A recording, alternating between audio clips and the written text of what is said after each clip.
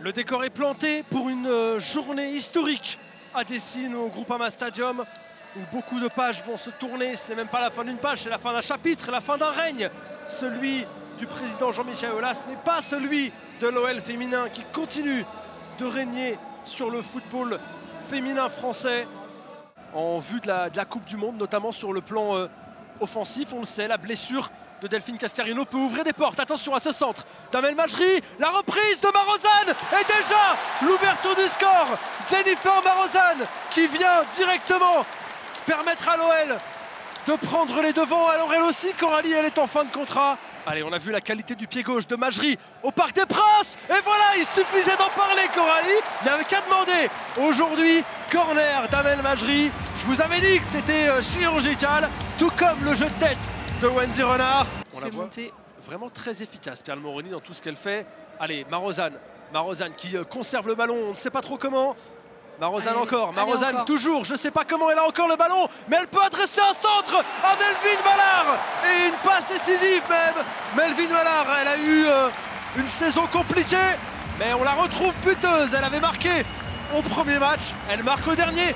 La victime est toujours le Stade de Reims, même si le ballon est récupéré par Inès Benyaya. Et Benyaya qui se retourne, qui trouve Marozane. Il y a de la qualité technique entre ces deux joueuses. Le centre de Marozane, Signe Brune laisse passer. La volée d'Amel Majri et le but. Quel but splendide du pied droit d'Amel Majri. Elle a tenté d'enlever ce ballon, Clara Wibo, mais elle a été surprise par ce geste magnifique signé Amel Majri. Pied droit certes, mais quand il y a de la qualité, ça change rien. Nouveau but pour l'OL et nouveau but pour Amel Majri. Allez, le corner frappé par Sarah Dabritz. Ça peut arriver peut-être sur la tête de Melvin Mallard et le but de Jenny Le Sommer finalement. Ah, on le sentait venir celui-là, on savait que ça allait finir par arriver. Voilà qui est fait.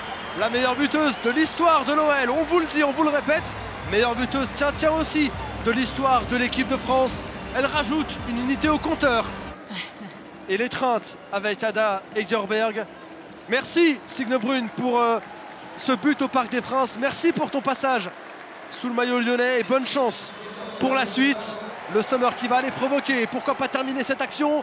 Elle attend une solution, en l'occurrence l'arrivée d'Inès Benyaya. Benyaya face à Corboz. Oh, ça arrive sur Egerberg, évidemment. Évidemment qu'elle allait marquer. J'ai même plus besoin de vous le dire, vous le saviez déjà. Vous l'avez vu rentrer, vous vous disiez ça. Ça sent le but, évidemment. Superbe centre d'Inès Benyaya. Cette saison lyonnaise marquée par les blessures, mais qui sera peut-être terminée en beauté. Et c'est pas fini avec Vicky Béchaud. Vicky Béchaud, elle a vu Ada toute seule. Ada Egerberg prend son temps et a offert ce but à Eugénie Le Sommer. On sait qu'elle aime le but, Ada Egerberg, mais elle est aussi altruiste.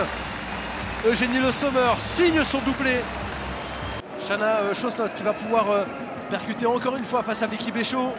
Dumornay qui va déclencher. Oh quel but! Oh quel but de Melchi Dumornay. Voilà, ça fait une petite ligne de plus sur le CV. Vous en faites pas, dans quelques minutes, elle sera lyonnaise. C'est terminé. Ainsi s'achève la saison 2022-2023 de l'Olympique Lyonnais par une victoire 7-1. Image sublime. Wendy Renard fait monter l'ambiance. Le staff rejoint les joueuses. Et Jean-Michel Aulas apporte le trophée. Le 36e. L'OL est champion de France. Une belle image là entre le président et Wendy Renard.